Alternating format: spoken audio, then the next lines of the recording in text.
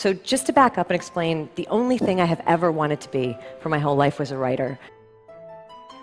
I wrote all through childhood, all through adolescence. By the time I was a teenager, I was sending my very bad stories to The New Yorker, hoping to be discovered. After college, I got a job as a diner waitress, kept working, kept writing, kept trying really hard to get published, and failing at it. I failed at getting published for almost 6 years. So for almost 6 years, every single day I had nothing but rejection letters waiting for me in my mailbox. And it was devastating every single time, and every single time I had to ask myself if I should just quit while I was behind and give up and spare myself this pain. But then I would find my resolve, and always in the same way, by saying, I'm not going to quit, I'm going home. You have to understand that for me, going home did not mean returning to my family's farm.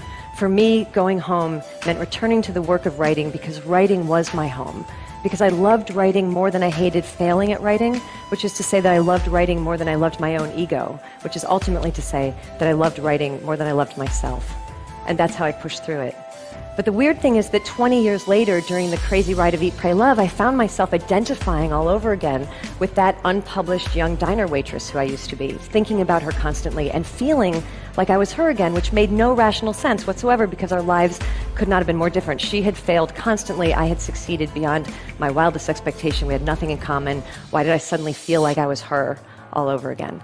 And it was only when I was trying to unthread that I finally began to comprehend the strange and unlikely psychological connection in our lives between the way we experience great failure and the way we experience great success. So think of it like this. For most of your life, you live out your existence here in the middle of the chain of human experience where everything is normal and reassuring and regular. But failure catapults you abruptly way out over here into the blinding darkness of disappointment. Success catapults you just as abruptly, but just as far, way out over here into the equally blinding glare of fame and recognition and praise. And one of these fates is objectively seen by the world as bad, and the other one is objectively seen by the world as good, but your subconscious is completely incapable of discerning the difference between bad and good.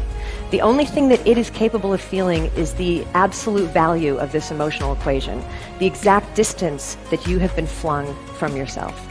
And there's a real equal danger in both cases of getting lost out there in the hinterlands of the psyche. But in both cases, it turns out that there is also the same remedy for self-restoration, and that is that you have got to find your way back home again, as swiftly and smoothly as you can. And if you're wondering what your home is, here's a hint. Your home is whatever in this world you love more than you love yourself.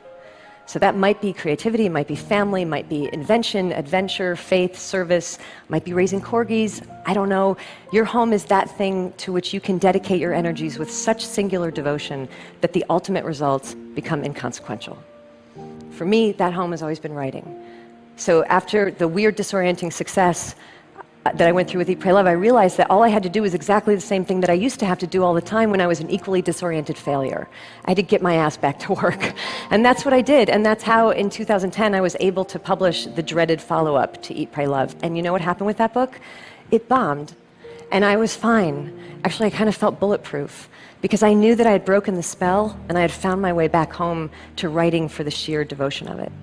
And I stayed in my home of writing after that, and I wrote another book that just came out last year, and that one was really beautifully received, which is very nice, but not my point. My point is that I'm writing another one now, and I'll write another book after that, and another, and another, and another, and many of them will fail, and some of them might succeed, but I will always be safe from the random hurricanes of outcome, as long as I never forget where I rightfully live. Look, I don't know where you rightfully live, but I know that there's something in this world that you love more than you love yourself. Something worthy, by the way. So addiction and infatuation don't count, because we all know that those are not safe places to live, right? The only trick is that you've got to identify the best, worthiest thing that you love most, and then build your house right on top of it, and don't budge from it.